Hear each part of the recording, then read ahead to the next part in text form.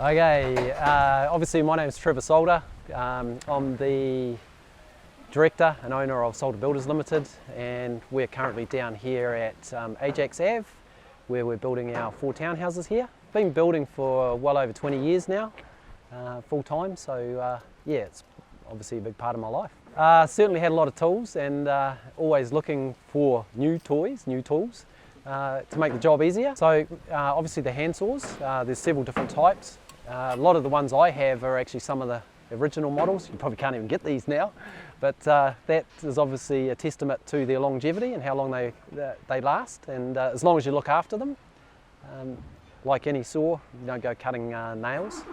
Okay, they are designed for cutting wood, but yeah, I've had years of use out of them. I'd absolutely recommend Silky. Obviously they've lasted me a long time.